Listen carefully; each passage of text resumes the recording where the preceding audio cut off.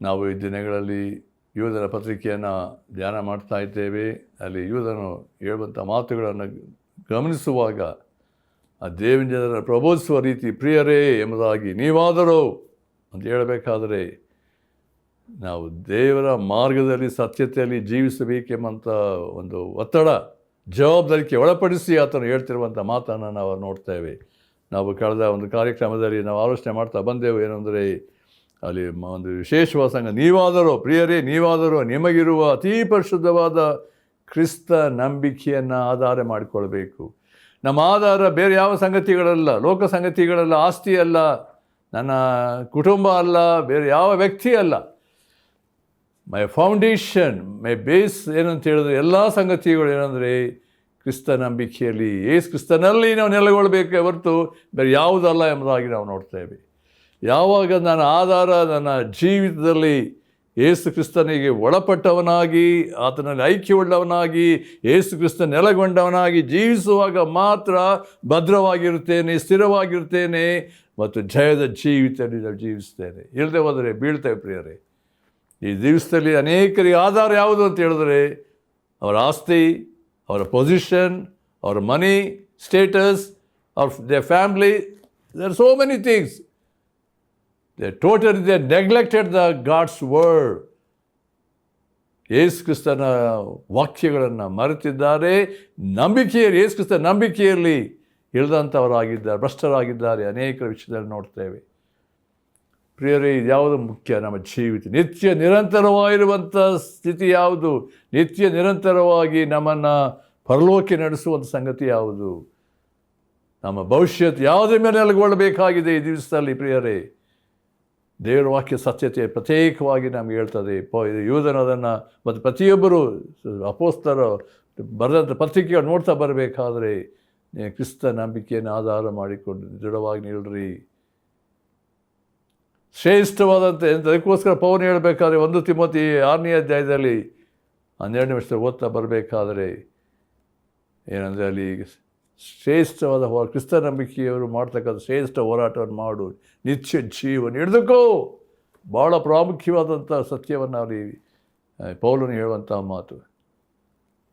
ನಾವು ಕಳೆದ ಕಾರ್ಯಕ್ರಮದಲ್ಲಿ ಧ್ಯಾನ ಮಾಡಿ ಜೀವವುಳ್ಳ ನಂಬಿಕೆ ಹೇಗಿರ್ತದೆ, ಕ್ರಿಸ್ತಿಯ ನಂಬಿಕೆಯ ಜೀವ ಬೆಳಕು ಸತ್ಯ ನೀತಿಯಲ್ಲಿ ನೆಲೆಗೊಳ್ಳುವಾಗ ಅದು ಏನಂತ ಹೇಳಿದ್ರೆ ನಿಂತಿರುವ ಜೀವದ ನಂಬಿಕೆಯಲ್ಲಿ ದೃಢವಾಗಿರುವಾಗ ಅದು ನಮ್ಮನ್ನು ಮೆಚುರಿಟಿಗೆ, ಪರಿಪಕ್ವತೆಗೆ ಮಾತ್ರವಲ್ಲ, ಕರ್ತನ ಅನ್ಯೋನ್ಯತೆ ಜೀವಿಸುವಂತೆ ಮಾತ್ರವಲ್ಲ, ಜಯದ ಜೀವಿತದಲ್ಲಿ ಅದು ನಡೆಸುವಂಥದ್ದಾಗಿದೆ. ಯಾವುದು? ಜೀವುಳ್ಳ ನಂಬಿಕೆ, ಪರಿಶುದ್ಧವಾದ ನಂಬಿಕೆ.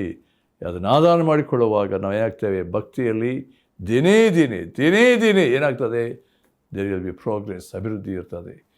ಅಲ್ಲಿ ಇನ್ನೊಂದು ಸತ್ಯವನ್ನು ಅಲ್ಲಿ 2ನೇ ಭಾಗದಲ್ಲಿ ಯೂದನು ತಿಳಿಸಪಡಿಸಿದ್ದಾನೆ. ಏನಂತ ಹೇಳಿದ್ರೆ, ನೀವು ಪವಿತ್ರಾತ್ಮ ಪ್ರೇರಿತರಾಗಿ ಪ್ರಾರ್ಥನೆ ಮಾಡುತ್ತಾ, praying in the Holy spirit.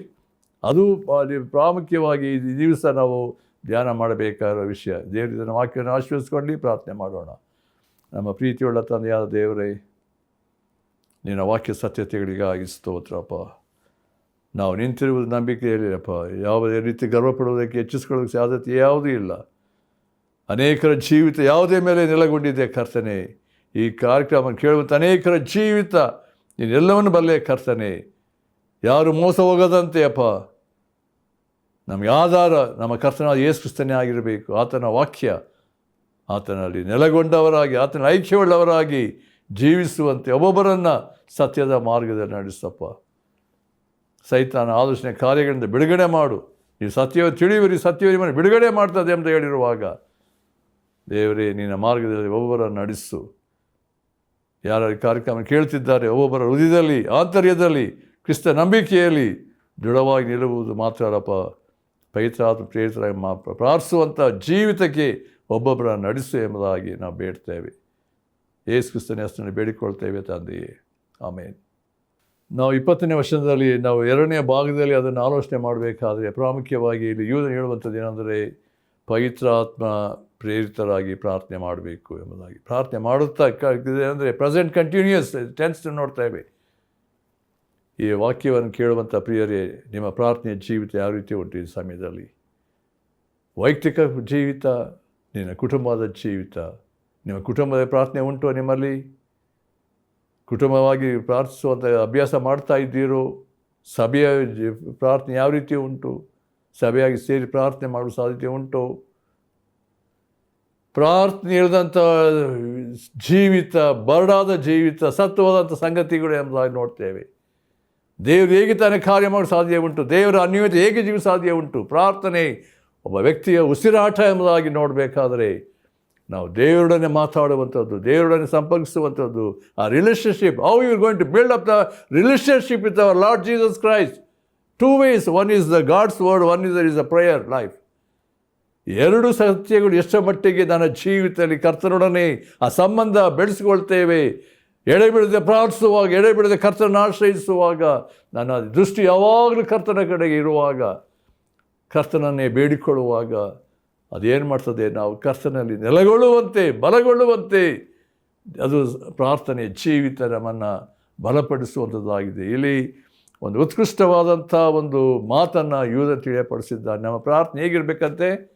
ಭಾಳ ಪ್ರಾಮುಖ್ಯವಾದ ವಿಷಯ ಅಂದರೆ ಪವಿತ್ರಾತ್ಮ ಪ್ರೇರಿತರಾಗಿ ನಾವು ಪ್ರಾರ್ಥಿಸಬೇಕು.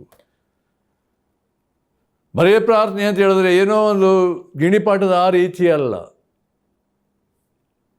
ಅಲ್ಲಿರುವಂಥ ಒಂದು ಸಂಗತಿ ಏನಂದರೆ, ನಾವು ಎಲ್ಲದರಲ್ಲಿಯೂ ಆತ್ಮನಿಂದ ಪರಿಶುದ್ಧಾತ್ಮ ಭರಿತರಾಗಿ. ನೋಡ್ರಿ, ಈ ಮಾತನ್ನು ಹೇಳಬೇಕಾದ ಎಷ್ಟ ಮಟ್ಟಿಗೆ ಯೂದನಲ್ಲಿದ್ದಂಥ ಆತ್ಮಿಕ ಒಂದು ಪರಿಪಕ್ವತೆ, ಮೆಚುರಿಟಿ, ಜ್ಞಾನ, ತಿಳುವಳಿಕೆ ಮತ್ತು ಪೌಲನ ಜೀವಿತ ನೋಡಬೇಕಾದ್ರೂ ಕೂಡ ಅನೇಕ ಭಾಗದಲ್ಲಿ ಹೇಳಿದಂಥ ಸಂಗತಿಗಳು ನೋಡಬೇಕಾದ್ರೆ be filled with the Holy Spirit ಎಂಬುದಾಗಿ ಪದೇ ಪದೇ ಆತ ಹೇಳುವಂಥ ಮಾತನ್ನು ಪತ್ರಿಕೆಯಲ್ಲಿ ನಾವು ನೋಡ್ತೇವೆ. ಪ್ರಿಯರೇ, ನಮ್ಮ ಒಂದು ಕ್ರಿಸ್ತಿಯ ಜೀವಿತದಲ್ಲಿ ನಮ್ಮ ಪ್ರಾರಂಭ ನೋಡ್ರಿ, ಒಬ್ಬ ವ್ಯಕ್ತಿ ಯೇಸು ಕ್ರಿಸ್ತನನ್ನು ತಮ್ಮ ಸ್ವಂತ ರಕ್ಷಣಾಗಿ ಅಂಗೀಕರಿಸ್ಕೊಂಡಂಥ ಸಮಯದಲ್ಲಿ ಆಗುವಂಥ ಒಂದು ಸಂಗತಿ, ಪರಿಶುದ್ಧಾತ್ಮ ನಮ್ಮ ಹೃದಯದಲ್ಲಿ ಬಂದು ವಾಸ ಮಾಡುವ ಆತನಾಗಿದ್ದಾನೆ ಎಂಬುದಾಗಿ ನಾವು ನೋಡ್ತೇವೆ. ನಾವು ದೇವರ ವಾಕ್ಯ ಅನೇಕ ಭಾಗದಲ್ಲಿ ಅದನ್ನು ನೋಡ್ಬೋದು. ನನಗೆ ಹೆಚ್ಚು ಸಮಯ ಇಲ್ಲದೆ ಹೋದ್ರಿಂದ ಹಾಗೆ ಕೆಲವು ವಿಷಯಗಳನ್ನು ಹೇಳ್ತಾ ಇದ್ದೇನೆ.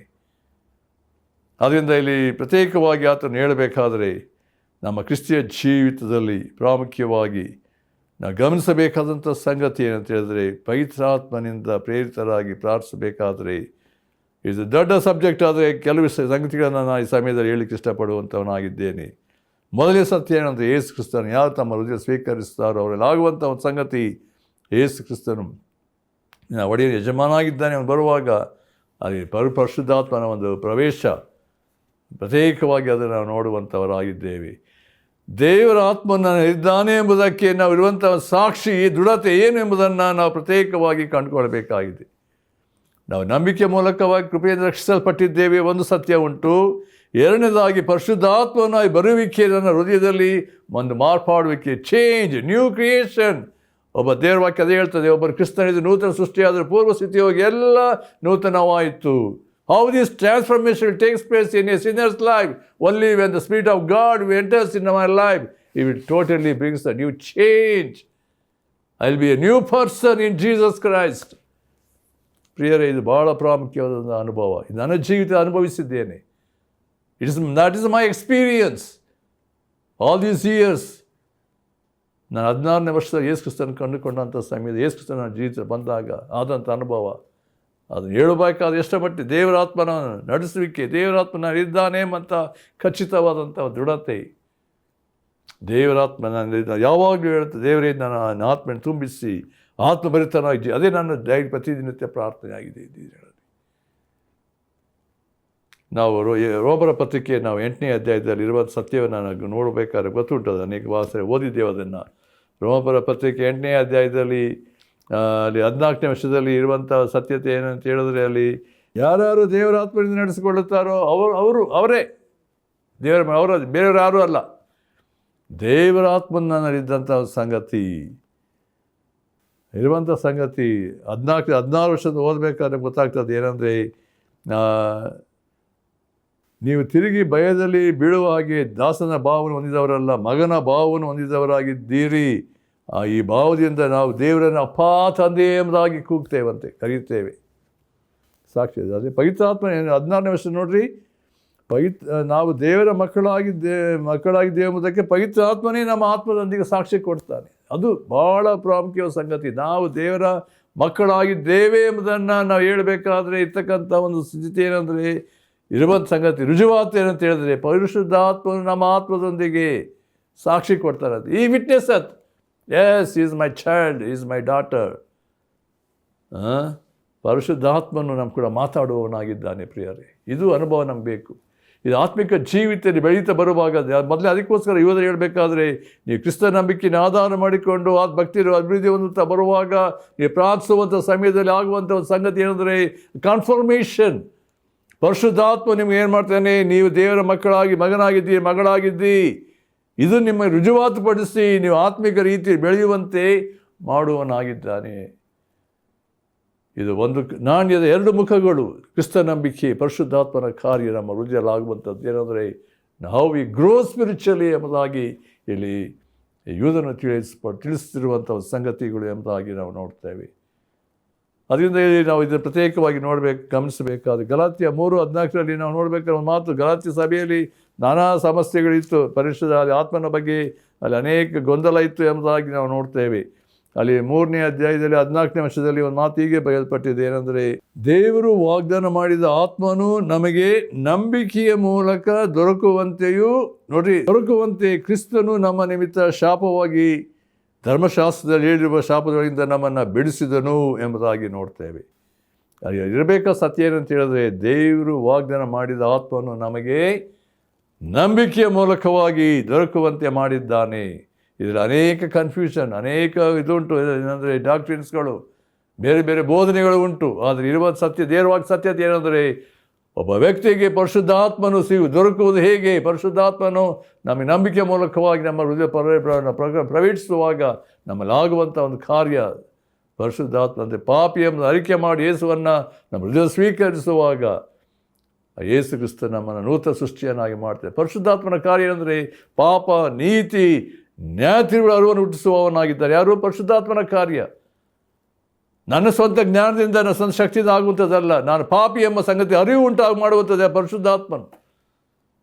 ದೇವರ ದಂಡನೆ ಉಂಟು, ಮುಂದೆ ದೇವರ ಭಯಂಕರವಾದ ಜಡ್ಜ್ಮೆಂಟ್ ತರುವಲಿಕ್ಕಿದ್ದಾನೆ. ದೇವರ ನೀತಿ, ನ್ಯಾಯ, ದೇವರ ಕಾರ್ಯಗಳು ಏನೆಂಬುದು ಪರಿಶುದ್ಧಾತ್ಮನು ಗೋಚರಪಡಿಸ್ತಾನೆ. ದೇವರ ಕರುಣೆ, ದೇವರ ಕೃಪೆ, ನಂಬಿಕೆ ದೇವರ ವ್ಯಕ್ತಿಯಲ್ಲಿ ತರುವಾಗ ಆಗುವಂಥ ಟ್ರಾನ್ಸ್ಫಾರ್ಮೇಷನ್ ಎಂಬುದಾಗಿ ನೋಡ್ತೇವೆ. ಅದರಿಂದ ನಾವು ದೇವರ ವಾಕ್ಯ ಸತ್ಯತೆಗಳನ್ನು ನೋಡಬೇಕಾದ್ರೆ ಅಲ್ಲಿ ರೋಮಪುರ ಪತ್ರಿಕೆಯನ್ನು ಅದನ್ನು ನಾವು ಆಲೋಚನೆ ಮಾಡುವಾಗ 5ನೇ ಅಧ್ಯಾಯದಲ್ಲಿ ಕೂಡ ನಾನು ನೋಡುವಾಗ 5ನೇ ಅಧ್ಯಾಯ ಅಲ್ಲಿ 5ನೇ ವರ್ಷದಲ್ಲಿ ನೋಡುವಾಗ ಒಂದು ಮಾತಿಗೆ ಉಂಟು, ಈ ನಿರೀಕ್ಷೆಯು ನಮ್ಮ ಆಶೆಯನ್ನು ಭಂಗಪಡಿಸುವುದಿಲ್ಲ, ನಮಗೆ ಕೊಟ್ಟಿರುವ ಪವಿತ್ರಾತ್ಮನ ಮೂಲಕವಾಗಿ ಏನಂತೆ ದೇವರ ಪ್ರೀತಿ ರಸವು ನಮ್ಮ ಹೃದಯಗಳಲ್ಲಿ ಧಾರಾಳವಾಗಿ ಸುರಿದಿದೆಯಲ್ಲ. ನೋಡಿ, ದೇವರಾತ್ಮ ನಮ್ಮಲ್ಲಿ ಕಾರ್ಯ ಮಾಡುವಂಥದ್ದು ಏನಂದರೆ ದೇವರ ಪ್ರೀತಿಯ ರಸವನ್ನು ಧಾರಾಳವಾಗಿ ಸುರಿಸಿದ್ದಾನೆ. ಅಂದರೆ ಪರಿಶುದ್ಧಾತ್ಮನ ಕಾರ್ಯ ಒಬ್ಬ ವ್ಯಕ್ತಿಯ ಜೀವಿತದಲ್ಲಿ ಆಗುವಂಥ ಕಾರ್ಯ ಏನೆಂಬುದನ್ನು ನಾವು ದೇವರ ವಾಕ್ಯದಲ್ಲಿ ನಾವು ನೋಡ್ತೇವೆ. ಅದರಿಂದ ನಮ್ಮ ಆಲೋಚನೆ ಪವಿತ್ರಾತ್ಮ ಭರಿತರಾಗಿ ಪ್ರಾರ್ಥಿಸಬೇಕಾದರೆ ಇರಬೇಕಾದಂಥ ಸ್ಥಿತಿ ಸಂಗತಿಗಳು ಏನೆಂಬುದಾಗಿ ನೋಡುವಾಗ ದೇವರಾತ್ಮನು ಒಬ್ಬ ವ್ಯಕ್ತಿಯ ಜೀವಿತದಲ್ಲಿ ಮಾಡುವಾಗ ದೇವರ ಪ್ರೀತಿಯಲ್ಲಿ ನೆಲೆಗೊಳ್ಳುವಂತೆ, ದೇವರ ಪ್ರೀತಿಯ ಆ ಶ್ರೇಷ್ಠತೆಯನ್ನು ಅನುಭವಿಸುವಂತೆ ದೇವರಾತ್ಮ ನಮ್ಮ ಹೃದಯಗಳಲ್ಲಿ ಕಾರ್ಯ ಅಂದರೆ ಟೇಕ್ ದ ಟೋಟಲ್ ಏನಂದರೆ ಲೀಡರ್ಶಿಪ್. ಅಂದರೆ ಆ ಪರಿಶುದ್ಧಾತ್ಮನಿಗೆ ಅಧೀನರಾಗಿ ವಿಧಿಯರಾಗಿ ನಡ್ಕೊಳ್ಳಬೇಕು. ಪರಿಶುದ್ಧಾತ್ಮನು ಒಬ್ಬ ವ್ಯಕ್ತಿಯಾಗಿದ್ದಾನೆ, ನಮ್ಮ ಹೃದಯದಲ್ಲಿ ವಾಸ ಮಾಡುವವನಾಗಿದ್ದಾನೆ. ಸೈಕತ್ವದಲ್ಲಿರುವಂಥ ಆ ವ್ಯಕ್ತಿ ಏನಂತ ಹೇಳಿದ್ರೆ 3ನೇ ವ್ಯಕ್ತಿಯಾಗಿ ಪರಿಶುದ್ಧಾತ್ಮನು ನಮ್ಮಲ್ಲಿ ವಾಸ ಮಾಡುವಾತನು, ನೆಲೆಗೊಳ್ಳುವಾತನು, ನಮ್ಮನ್ನು ನಡೆಸುವಾತನು, ಪ್ರಬೋಧಿಸುವಾತನು, ಮಾತ್ರವಲ್ಲ ನಮ್ಮನ್ನು ಸತ್ಯದಲ್ಲಿ ನಡೆಸುವಾತನು ಅಷ್ಟೇ ಅಲ್ಲ, ಪವಿತ್ರಾತ್ಮನ ಕಾರ್ಯ ಏನಂತ ಹೇಳಿದ್ರೆ ಯೇಸು ಕ್ರಿಸ್ತನನ್ನೇ ಮಯಪಡಿಸುವಂಥದ್ದು. ಅದು ಪರಿಶುದ್ಧಾತ್ಮನ ಕಾರ್ಯ ಎಂಬುದಾಗಿ ನಾವು ಪ್ರತ್ಯೇಕವಾಗಿ ಯೋಹಾನ ಸುವಾರ್ತೆ 16ನೇ ಅಧ್ಯಾಯದಲ್ಲಿ ನೋಡ್ತೇವೆ. ನಾವು ಪ್ರತ್ಯೇಕವಾಗಿ ಅನೇಕ ಸತ್ಯಗಳನ್ನು ಆಲೋಚನೆ ಮಾಡಬೇಕಾದ್ರೆ ದೇವರ ಮಕ್ಕಳು ಏನಂದರೆ ಯಾವಾಗಲೂ ದೇವರ ಆತ್ಮನ ನಿಯಮಕ್ಕೆ ಒಳಪಡುವಾಗ ಅಲ್ಲಿ ಆಗುವಂಥ ನಾವು 3ನೇ ವಿಷಯದಲ್ಲಿ ಗಮನಿಸ್ತಾ ಇದ್ದೇನೆ. ಅದು 8ನೇ ರೋಮಪುರ ಪತ್ರಿಕೆ 8ನೇ ಅಧ್ಯಾಯ.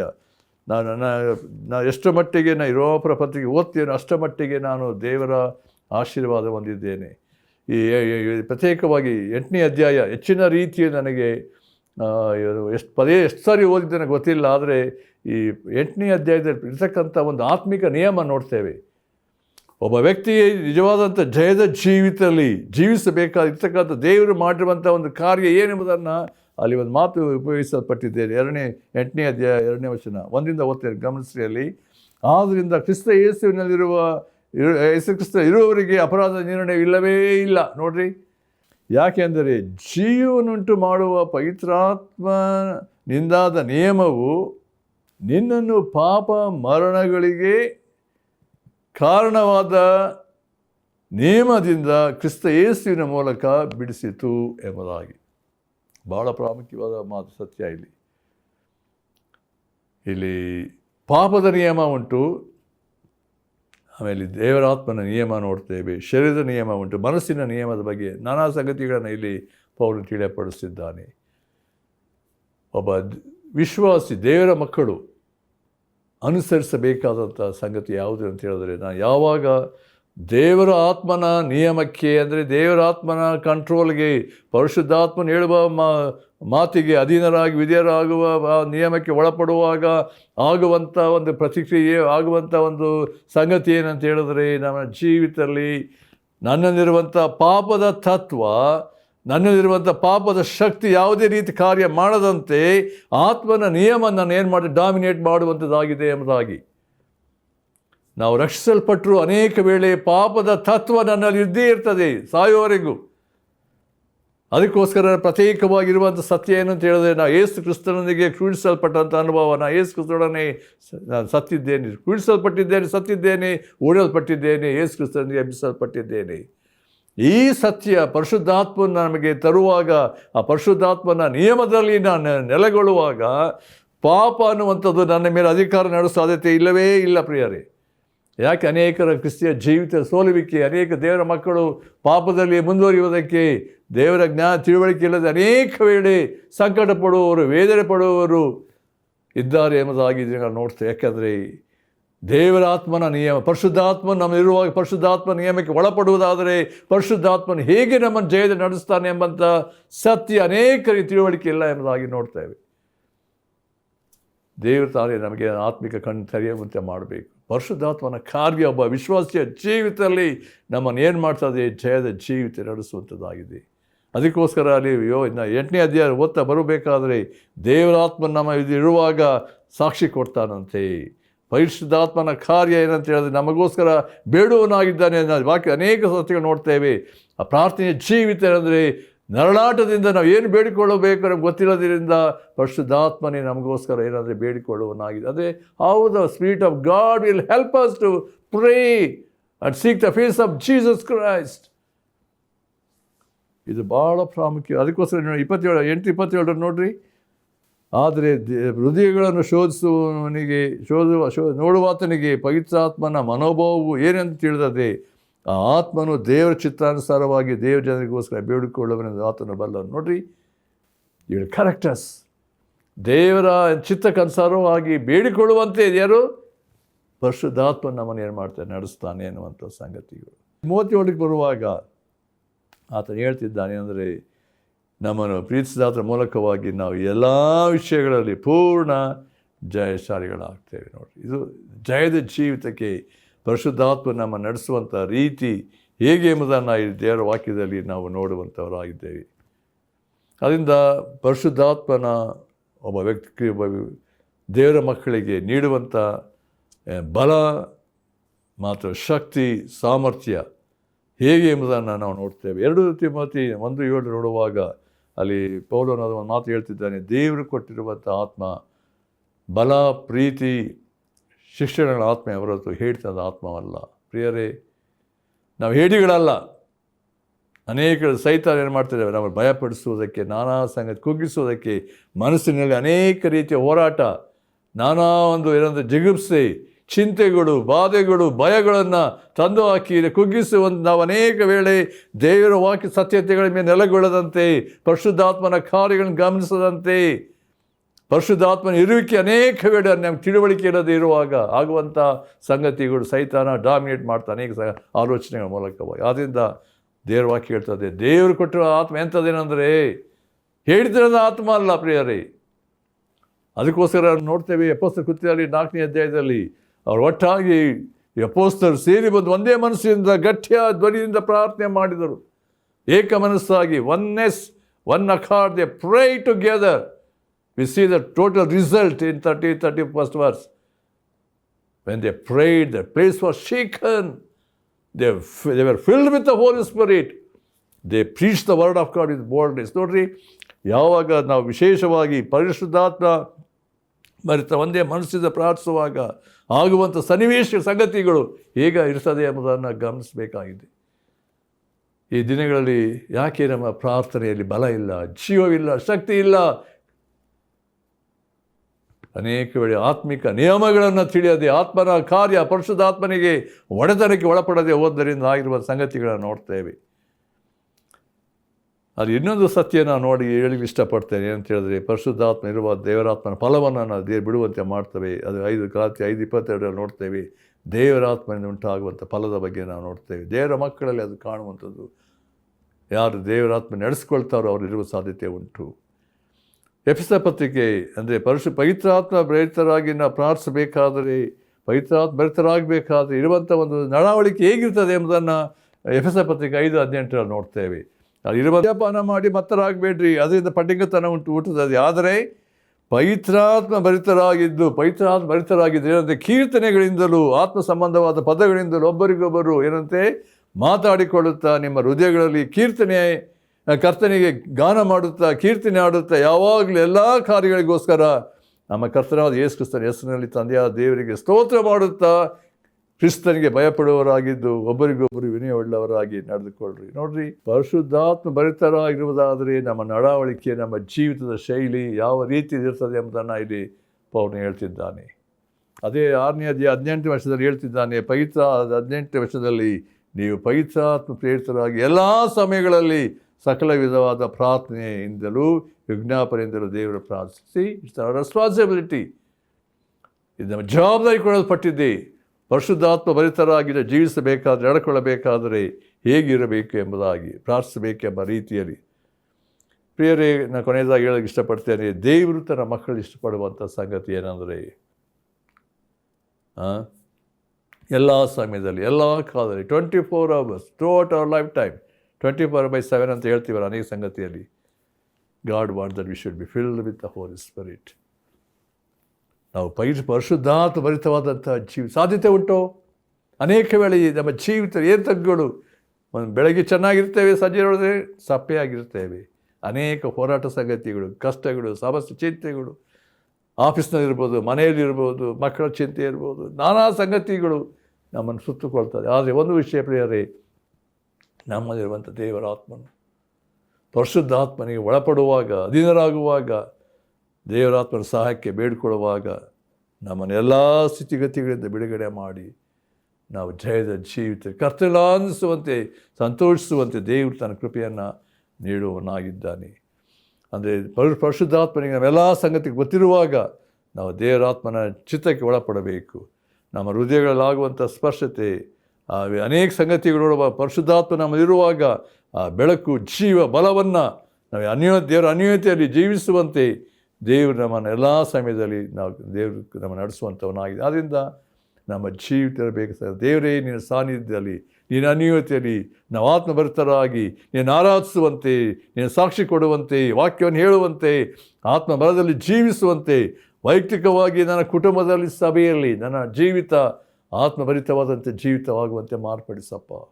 ಇದು ಈ ದಿನಗಳಲ್ಲಿ ನಾವು ಬೇಡಬೇಕಾದಂಥ, ಪ್ರಾರ್ಥಿಸಬೇಕಾದಂಥ ಒಂದು ಸಂಗತಿ. ಈ ವಾಕ್ಯ ಕೇಳುವಾಗ ಪ್ರಿಯರೇ, ನಿನ್ನ ಜೀವಿತ ಯಾವ ರೀತಿ ಉಂಟು? ಆತ್ಮಭರಿತ ಜೀವಿಸ್ತಾ ಇದೆಯೋ, ಸೋತು ಹೋಗಿದ್ದೀಯೋ? ದೇವರೇ ತನ್ನ ಕೃಪೆಯನ್ನು ನೀಡಿ ಈ ವಾಕ್ಯವನ್ನು ಕೇಳಿರುವಾಗ ದೇವರ ಉದ್ದೇಶ ಕ್ರಿಸ್ತ ನಂಬಿಕೆಯನ್ನು ಆಧಾರ ಮಾಡಿಕೊಳ್ಳಬೇಕು. ಒಂದು ವಿಷಯ, ಪರಿಶುದ್ಧಾತ್ಮ ಭರಿತರಾಗಿ ಪ್ರಾರ್ಥನೆ ಮಾಡಬೇಕೆಂಬ ಸಂಗತಿ. ದೇವರೇ, ನನ್ನನ್ನು ಅಂಥ ಒಂದು ಆತ್ಮಿಕ ಜೀವಿತದ ಬಲದಲ್ಲಿ, ಮಹಿಮೆಯಲ್ಲಿ, ಪ್ರಭಾವದಲ್ಲಿ ತುಂಬಲ್ಪಟ್ಟವನಾಗಿ ಜೀವಿಸುವಂತೆ ಮಾಡಪ್ಪ. ಈ ಲೋಕದ ಜೀವಿತ ಕಳೆಯುವಂಥ ಸಮಯದಲ್ಲಿ, ಎಲ್ಲ ಸಮಯದಲ್ಲಿ, ಈ ಲೋಕ ಬಿಡುವವರೆಗೂ ಎಲ್ಲ ಸಮಯದಲ್ಲಿ ನಿನ್ನಲ್ಲಿ ಐಕ್ಯವಾಗಿ ಜೀವಿಸುವಂತೆ ಮಾಡು. ದೇವರ ಮಾತುಗಳನ್ನು ಆಶೀರ್ವದಿಸಲಿ. ಪ್ರಾರ್ಥನೆ ಮಾಡೋಣ. ನಮ್ಮ ಪ್ರೀತಿಯುಳ್ಳ ತಂದೆಯಾದ ದೇವರೇ, ಕೇಳಿದಂಥ ಈ ವಾಕ್ಯಗಳನ್ನು ಒಬ್ಬೊಬ್ಬರ ಹೃದಯದಲ್ಲಿ ಕಾರ್ಯ ಸಾಧಿಸಪ್ಪ. ನಿನ್ನ ಈ ಉದ್ದೇಶ, ನಾವು ಈ ಲೋಕದಲ್ಲಿ ಪವಿತ್ರಾತ್ಮ ಪ್ರೇರಿತರಾಗಿ ಪ್ರಾರ್ಥಿಸಬೇಕು, ಜೀವಿಸಬೇಕು, ನಡ್ಕೊಳ್ಳಬೇಕು. ದೇವರೇ, ನೀನು ಆತ್ಮನ ಕೊಟ್ಟಿದ್ದು ಸ್ತೋತ್ರ. ಪರಿಶುದ್ಧಾತ್ಮನ ಬಲಕ್ಕಾಗಿ, ಪರಿಶುದ್ಧಾತ್ಮನವರ ವಾಸುತ್ತಿರುವುದಕ್ಕಾಗಿ ಸ್ತೋತ್ರಪ್ಪ. ನಾವು ಸಂಪೂರ್ಣವಾಗಿ ನಿನಗೆ ಅಧೀನರಾಗಿ, ಆತ್ಮನಿಗೆ ವಿಜಯರಾಗಿ ನಡ್ಕೊಳ್ಳುವಂತೆ ನಿನ್ನ ಮಹಿಮೆಗಾಗಿ ನಡೆಸು. ಯೇಸು ಕ್ರಿಸ್ತನ ಹೆಸರಲ್ಲಿ ಬೇಡ್ತೇವೆ ತಂದೆಯೇ, ಆಮೇನ್. ಪ್ರಾರ್ಥಿಸು ಕ್ರೈಸ್ತನೇ, ಕೋರಿದೆ ಕುಂದದೆ ನಿನ್ನೆಲ್ಲ ಕಷ್ಟವ ಪರಿಹರಿಸುವನು. ಪ್ರಾರ್ಥಿಸು ಕ್ರೈಸ್ತನೇ, ಕೋರಿದೆ ಕುಂದದೆ ನಿನ್ನೆಲ್ಲ ಕಷ್ಟವ ಪರಿಹರಿಸುವನು.